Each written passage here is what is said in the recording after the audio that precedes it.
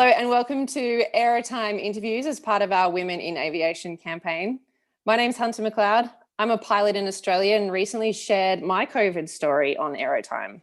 I'm now delighted to be back on AeroTime today, but this time I get to interview an inspirational pilot who literally did change the world for female aviators here in Australia and no doubt around the world too. I would love to introduce you to Captain Deborah Lawrie, who is today a check and training captain. She obtained a private pilot license in 1971 at just 18 years old, and then her commercial pilot license in 1973. She logged 2,600 flying hours and became a general aviation flying instructor and charter pilot in 1976. After this, Captain Lawrie was the first woman to become a pilot with a major Australian airline after winning a landmark discrimination case against Ansett Airlines in the late 1970s. She went on to fly a range of aircraft in her long career, including the DC-9, 737, Fokkers, A330s, and many others. Lawrie was made a member of the Order of Australia in the 2019 Queen's Birthday Honours in recognition of her significant service to aviation as a commercial pilot and women in the profession. In June 2020, she was introduced into the Australian Aviation Hall of Fame. Debbie, I am just so honoured to be talking to you. Thank you so much for joining us. I have been really looking forward to this. I know a fair bit about your inspirational story, but I'm very glad we get to share this with the rest of the world here on AeroTime today. Thanks, Hunter, and it's a real great pleasure to talk to you too. Well, lovely. This is going to be just a love fest, I can tell already. Yeah, right. It's a mutual admiration thing. Shall we get into it? Yeah, sure. All right, let's start the story. Now, I want to go back to the 1970s when you decided you were going to start learning to fly. What was the original motivator for you that got the ball rolling? Well, it was actually a little bit earlier than that. It was in the late 60s, and my father had a midlife crisis, and he decided he was going to learn to fly for a hobby. And I was the eldest child and very close to my father. So I learnt the stuff with him, learned all the theory, helped him with checklists, learning those. Went to Moorabbin Airport with him, watched him go off and have his lesson. And I was only 14 at that time, and he promised me 2 lessons for my 16th birthday. So when I turned 16, I had my first lesson. I hated it. And the reason for that was because I was quite an awkward 16-year-old and I had a dress on, and I never flew with a dress on again. Because that created a big problem with the seat adjustment bar, which is between your legs on the Cherokee. I had my second lesson. I felt a little bit better, but because I was then paying for these lessons myself, it was quite some time between lessons.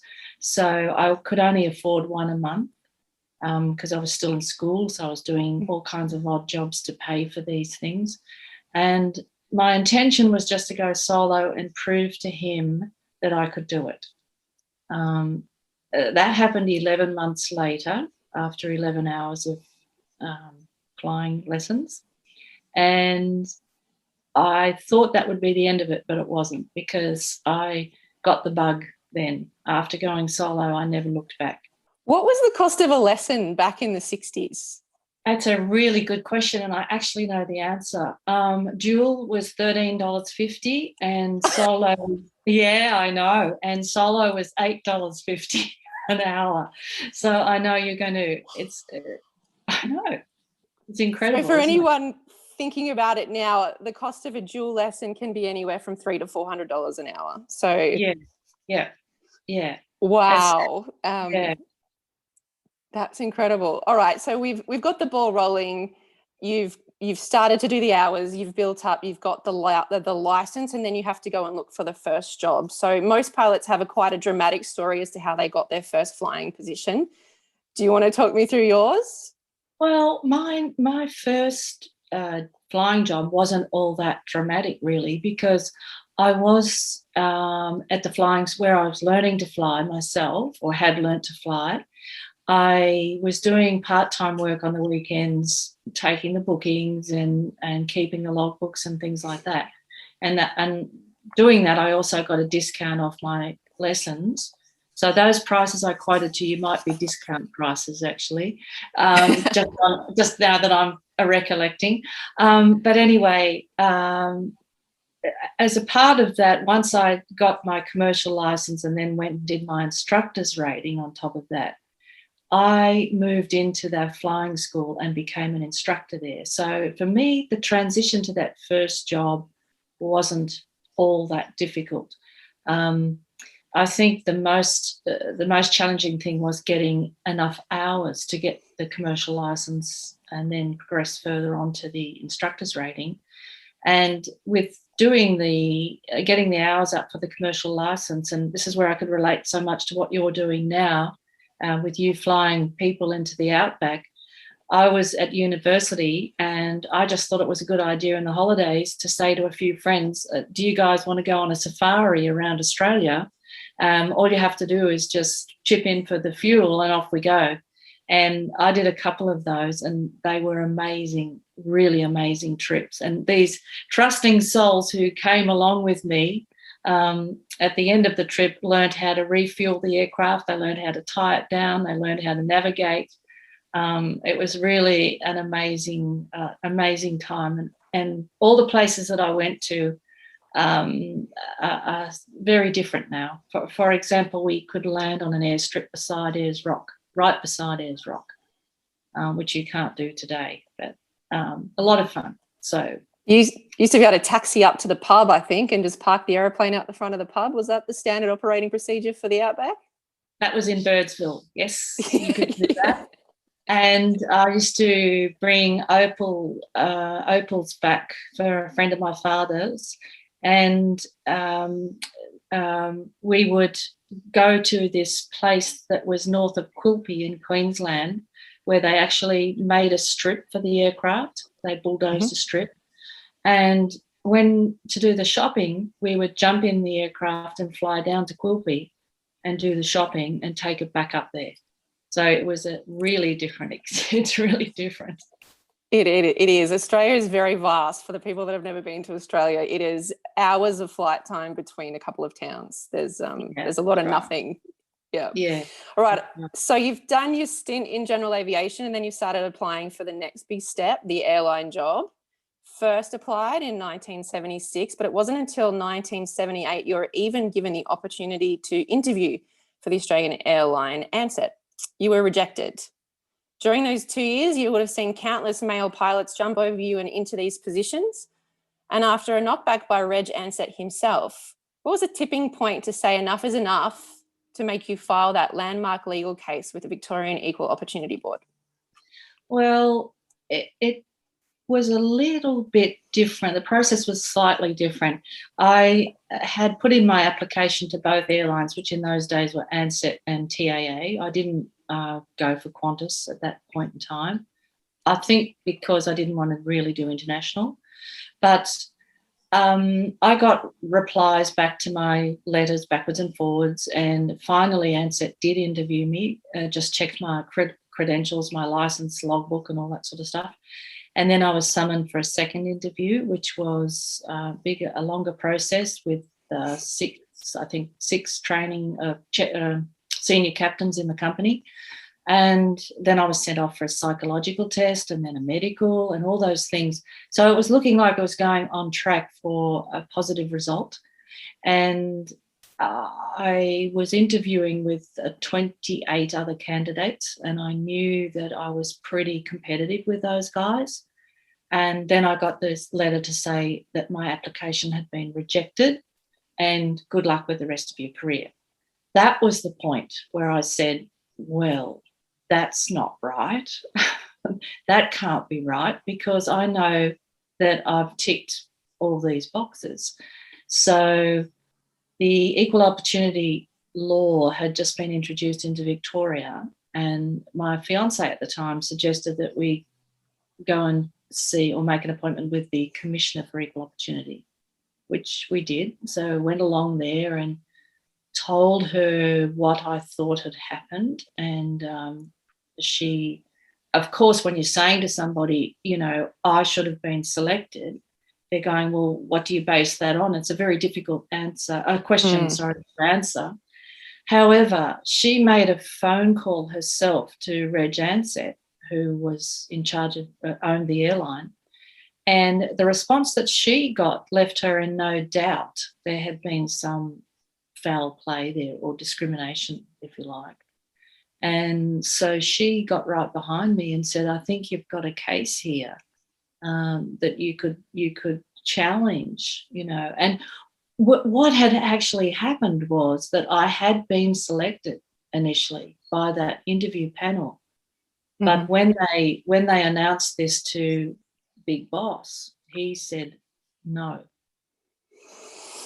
So it became a bit of a personal battle between him and myself, he and I. So some of the excuses they gave you, or some of the excuses you heard later as to why they wouldn't hire women, was that you weren't physically strong enough, or that your menstrual cycle might come into effect, all sorts of horrible things that I read. Now, I, even in 2017, was told by an operator, we don't hire women, so don't even bother. I don't want to see your resume, I don't care. I cowered and I just went somewhere else. So how on earth did you find the strength back then to fight and keep fighting? Well, first of all, I find it incredible that someone in 2017 would say that to a female pilot, because I think we've long since proved ourselves in the industry. So I'm kind of gobsmacked with that one. How did I keep going? Well, I'm very stubborn, always have been, and I don't take no for an answer, especially if I think I'm right. So, and I had nothing to lose. There was no harm in, you know, I wasn't going to be doing any harm by keeping on going. I didn't. The only thing that I did worry about in the end was maybe it would affect the job that I did have in as a flying instructor at the time. But I think the more horrible they got, and the more ridiculous arguments that they put forward, the more determined I became as well. So I had my moments, of course. I was interviewed many times by the television and newspapers and things along the way. And oftentimes I had to take a breather and do a hissy fit on the side and rant and rave and stamp my feet and get my composure back before I could answer questions. But so it was tough, but I wasn't going to give up. I listened to your ABC interview, and I was actually just in the car randomly driving and you popped up, and I had to pull over and keep listening because I was just mesmerized. And the part that really grabbed me was you explaining the actual day of you walking into the courtroom. Would you mind retelling that? Oh, the High Court, you mean? Yes. Yes. Okay, so the case had been held in front of the Equal Opportunity Board to start with, which was a Victorian legislation.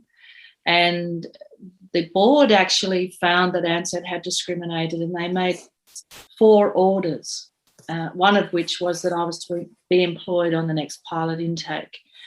Now, they decided they would appeal this. So they went to the Supreme Court a couple of times and they lost the appeals on each occasion. So finally, they were going to the High Court. So this is the highest court in the land in Australia, and that decision would be final.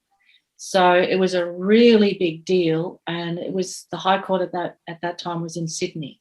So I went up there because I was in Melbourne. My barrister, we spoke the night before, and in the meantime, to explain it to everybody, in the High Court, there were so many other legal representatives who were looking after each particular state law, equal opportunity law. So there were silks from South Australia, from Tasmania, from all the other places in Australia that had equal opportunity laws, and including Victoria. ANZSET had about 10 lawyers and QCs, a mixture of, and all that sort of stuff. And I went into the court on my own, and I'm sitting there kind of interested what's going to happen here, with a full bench of 6 High Court judges, and my barrister wasn't there. He just wasn't there. And 1 minute went by, so on and so on. And finally, 10 minutes later, he comes bursting in the in the door, with the robe flying everywhere and the wig half on, and he sort of does this big whirlwind entry and sits down, and it all started. So it was a surreal situation. I was initially, I thought, why isn't he here? Why isn't he here? But of course, he had a perfect excuse. He just got caught up in the traffic. So. You call it stubbornness. I think you are the strongest woman I've ever spoken to in my entire life. You are so impressive. So you win the case. The airline does hire you. Plans start moving forward. You get a ground school date. You do your ground school, but it seemed like the plan was never to actually put you on the line as a working pilot. So what was happening there, and how did Aussie media tycoon Rupert Murdoch intervene on that? Right. Well, when those orders from the Equal Opportunity Board were still valid until the High Court had made their decision, there was quite a gap in between, or a lengthy time interval, where ANZSET had stopped employing pilots because they didn't want to employ me, until the High Court decision was made, and then they would say, rightio, we've won it, no problem anymore. But it got to the point where they had to have an intake because they were so desperately short. So I was on that intake and went through the ground school, as you said, and did all those things in preparation to go and fly the aircraft. But they had no intention of that ever happening, because they wanted to string it out until they thought they would be winning the High Court case. In the meantime, ANZSET himself had been so engrossed in this battle with me that he'd taken his eye off the ball of several other things associated with his business, and there were takeover bids happening all over the place. And eventually, Rupert Murdoch and Peter Abels took over the airline in the December, which was the time I had just finished my ground school. And so ANZSET was no longer in charge of this airline. So I'm in ground school, but they're not going to let me fly the aircraft. The airline's been taken over by Abels and Murdoch, and ANZSET is essentially doesn't have any power anymore. But the High Court case is still pending. The decision hasn't come down. So it was like a very strange time. But what ANZSET didn't know was that I had taught Rupert Murdoch's brother-in-law how to fly. So, yeah. Yes, Tommy, yes. Yeah. And he's a lovely man, and I actually flew him to many places in Australia. And I don't often, call on people to help me, but I called him up and I said to him, John, I know they're keeping me out from, they're not allowing me to go on the aircraft or in the aircraft. So just letting you know. And he said, leave it with me. He was actually having a barbecue with Rupert Murdoch at the time. And to his credit, Rupert Murdoch then issued a message the following week, a couple of days later, and said that I was to be treated exactly like everybody else. Oh, so, I just got tingles. Yeah. And it was bizarre because they'd stalled 3 of us. So the others had gone through and started their aircraft training, but they kept 3 of us behind because I was going to be dropped and the other 2 would be paired. So now they had 3 of us and 1 was going to be without a partner. And they put me with one of the guys and put the other guy on his own because they couldn't, if for instance, I had have stuffed it up and not reached the right standard, they really needed to cover their tracks by having witnesses and things like that. So, or not be seen to be making it more difficult for me, for instance. Yeah. Wow. That was a great time. I had a great time on that endorsement. It was seriously just amazing time. Amazing time.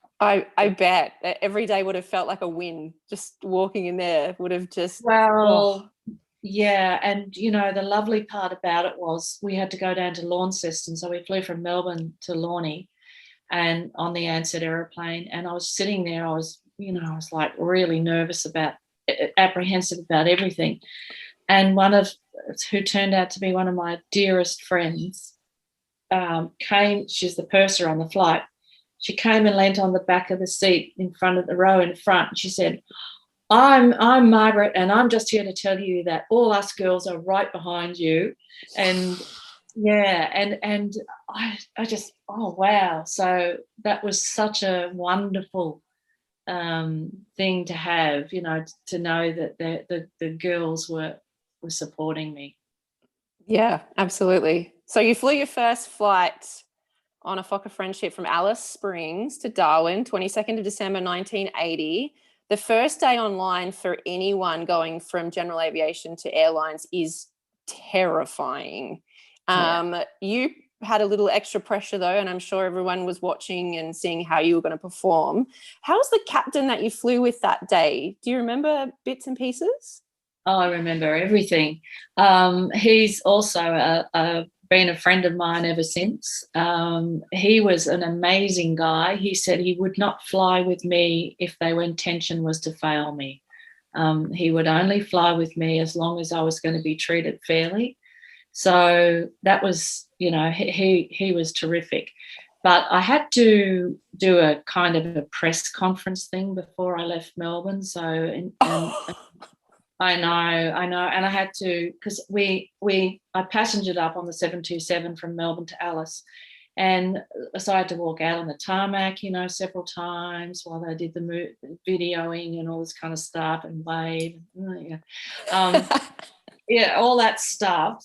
And all I was looking forward to was just getting up to Alice Springs, meeting the training captain, getting on our way and flying from there further north to Tennant Creek and so on.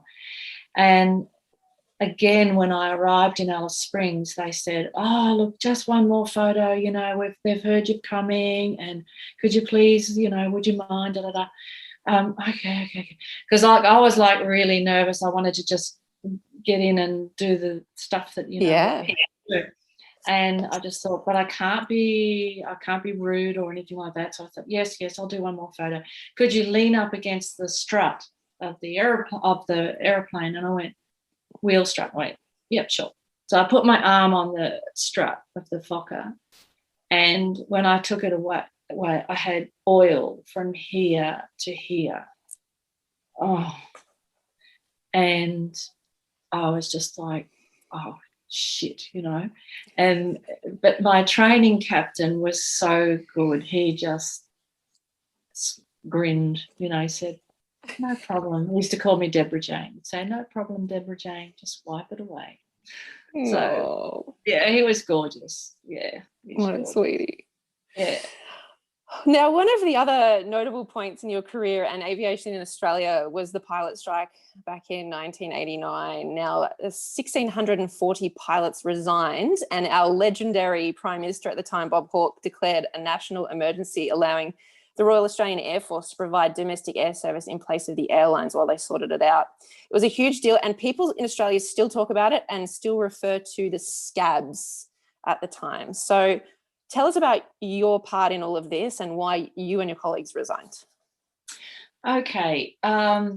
that's a whole interview in itself, really. But to summarise it, there'd been a wage freeze for about 7 years, and the pilots were trying to catch up on the wages. And deregulation was just about on the doorstep in our country with the airline industry. So there was a lot of issues going on at the time, and Bob Hawke sided with the airline management to break the pilots' union. That was the whole intention, to do that. And the pilots were very well aware of that. So they dug in, and then the other side dug in, and the rest is history. So you had guys that we basically all resigned our jobs on the Thursday night. That's what the union had said we're all going to do. We're all going to put in our resignations on Thursday night. And supposedly the companies would say, wow, well, we can't have this. We'll go to the negotiating table. But the companies said, thank you very much, resignations accepted. So all of a sudden, everybody who thought this resignation ploy was just that wasn't supposed to be a ploy to get them to talk, it was suddenly a reality. So on the Friday midday, and I'll never forget that, Friday midday, we heard this, and all of us were like, what? And that was when the whole battle really, really started. And I think it was 6 weeks before they got international charter companies in. They used international flights, so something coming into Melbourne, instead of flying back to Singapore, would go Sydney first and take domestic passengers. They had the Air Force flying and all that sort of stuff. During that time, there was a lot of pressure on guys to go back to work, because you were sitting there watching everybody else doing your job. So a few people, for whatever reason they had, maybe they couldn't afford to stay out any longer or whatever it was, started breaking those picket lines and going back to work. And they, in any strike where guys break the union line, are called scabs. So that was how that term was used. Wow. And it was very, very hard. And it was particularly hard for me because, hard for me, it's hard for everybody, but I was just starting my 737 command training. And and that makes me go goosebumpy, because my whole fight that I had gone through, and I was now getting to this pinnacle in the career of actually becoming a captain, and whoosh, out from under my feet with the 89 pilots dispute. Gosh, aviation is brutal. We love it, but it's brutal. Yes, it is. It is an amazing industry, but it can be so, so cruel. And at the time, I thought I was washed up. I thought I was on the scrap heap. I went back to teaching. I was a qualified secondary school teacher as well. So that's another story, because my father said I needed to do something else besides flying. But anyway, so I went and taught maths in a girls' school. And at that time also I got married, and I thought, well, I wasn't sure when I was going to fit in having a baby, but maybe I should do it now. So I had my son at that time. And as time dragged on, I just thought, oh, gee whiz, that's the end of my career. But then these opportunities started opening up overseas, not for women, because there was still no women allowed in the Middle East or Asian carriers or anything like that. But Europe was pretty wide open, and KLM Cityhopper were expanding, and they needed pilots with airline transport licenses.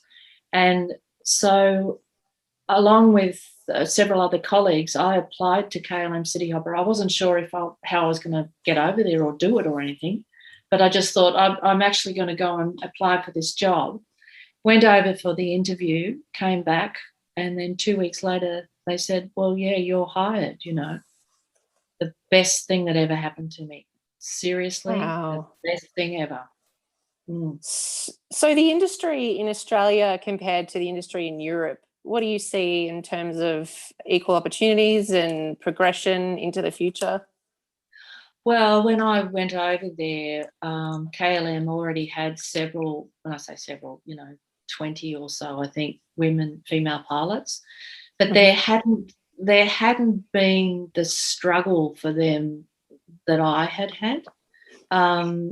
To put it into perspective, when I got my job in Ansett, I think I was probably on a worldwide seniority list, probably about 127 on the female list. So the first women in America were a couple of years earlier. So, and then there was a couple in one in France, one in Italy. So they were starting to sort of appear in different places around the world, but more by just accepting that they were qualified and good enough to do the job rather than trying to keep them out of the job, which was what happened here. So going over there, they didn't consider me to be like, the fact that I was female was not a big issue. The fact that I was an Australian was kind of strange, like they thought that was unique, but not being female, no. So it was a lot easier. There's so many opportunities overseas. Well, there were pre-COVID, and I guess we should probably get to the COVID point too. It's been an incredible 18 months really in the industry. What are your predictions and what do you see happening moving forward? Do you think it'll be a slow recovery, or what are you thinking? Yeah, it's a good question, and it changes from month to month. Actually, if you look at the worldwide, I think it'll be a couple of years before we're back to anything like what we used to be pre-COVID, and that is assuming that there's nothing else happening in the meantime. That's my biggest concern. Like I saw 9/11 played havoc with the industry. SARS had its imprint on the industry.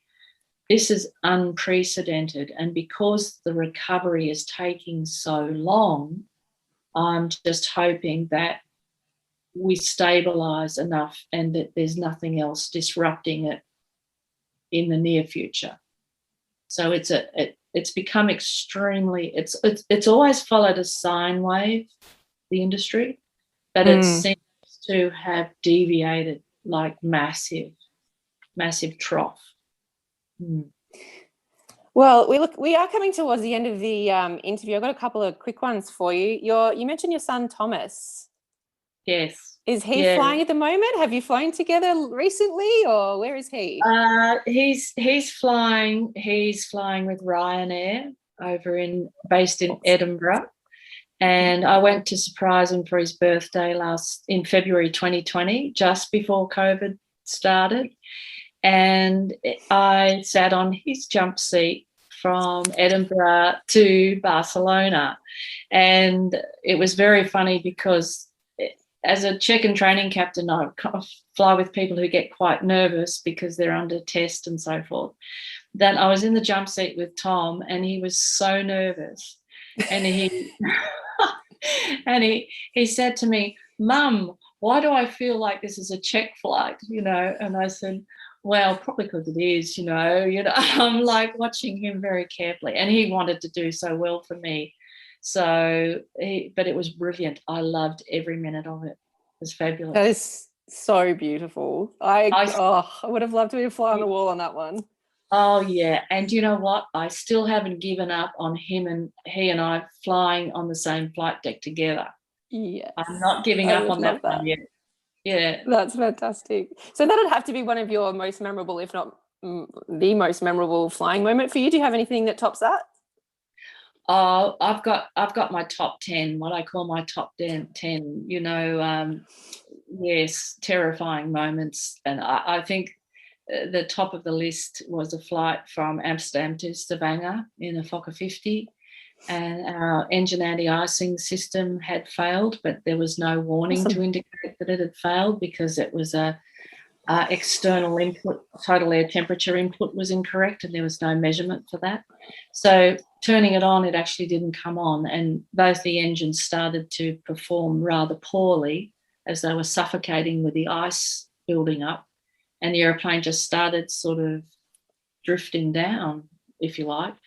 And we couldn't figure out what was wrong with it, and all the indications were perfectly normal. So I think my life flashed in front of me, and was like, if I get through this, I'm going to give up flying.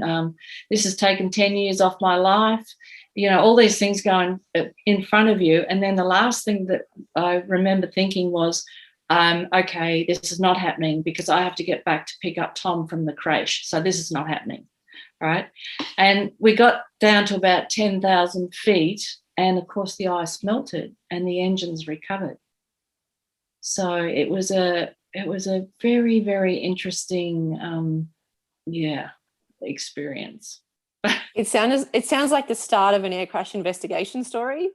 Yeah, so this is right. The start, and this is absolutely. That's right. Luckily, it was not. It ended up well, but yes, for a while there, I was very worried. What's a piece of advice that you would give to a young aviation enthusiast, someone, especially in this current climate, looking at getting into aviation in some form or starting their pilot's license? What's your tips? Well, I think I look to your story for this one because I think you've made sacrifices. I think that's what we have to do to stay in this industry, and the dedication is phenomenal. So if you want to be in it, it's the best. It is the most amazing and wonderful industry, but it requires dedication and sacrifice, and hang in there long enough and it'll be okay. For sure. I have something that you don't know about. Yeah, surprise. So, well, I get to present you something that normally Richard would come on and do this bit, but he's left it to me. So I have a little thing to read for you. So firstly, I'd like to thank you for being here today and sharing your truly inspirational story with us. I know everyone at AeroTime and the viewers and everyone you've ever worked with would like to acknowledge your contribution to the industry, especially in promoting equality. So with that in mind, I've been asked by AeroTime's Global Executive Committee to present you with one of the very first AeroTime Aviation Achievement Awards, which is going to go on the wall. Wow. And I'm going to read you what it says. It says, in recognition of her lengthy and dedicated service to the aviation industry, for her work promoting and supporting equality, diversity, and inclusion in aviation, during which she has consistently demonstrated the best qualities, leading by example, encouraging equal opportunities for all, commitment and dedication to duty, for her support of colleagues and the next generation of aviators. The AeroTime Global Executive Committee recognises the positive influence of these efforts and the significance of the impact on the aviation industry and its people, both today and into the future. Oh my God, Hunter, thank you so much. That's kind of, it's choked me up a bit. That is amazing. And you know what? It's given me, I think the word you used was pushing for aviation. I want to keep pushing and keep helping people because, I want to see somebody like you having a career like I had, because I know it's so special. And so thank you. Oh, you're a beautiful human being. And when I was researching you, oh no, we are blown away with you. Seriously, I had tears when I was trying to put all, the info together and reading your story and listening to you in the car when I first heard you. You are just sensational. I'm truly honoured to get to spend some time with you. I really am. Thanks, girl. Well, Deborah, thank you so much for joining AeroTime Hub today. You're an inspiration to me. You're an inspiration to a gazillion new pilots all across the globe. I really appreciate you taking the time to talk to us today. And that brings us to the end of our AeroTime interview. Stay tuned for more women in aviation. A part of the campaign, we're going to be interviewing women across all the sectors in aviation. Thank you so much for joining us. My name is Hunter McLeod and you've been watching AeroTime. Goodbye.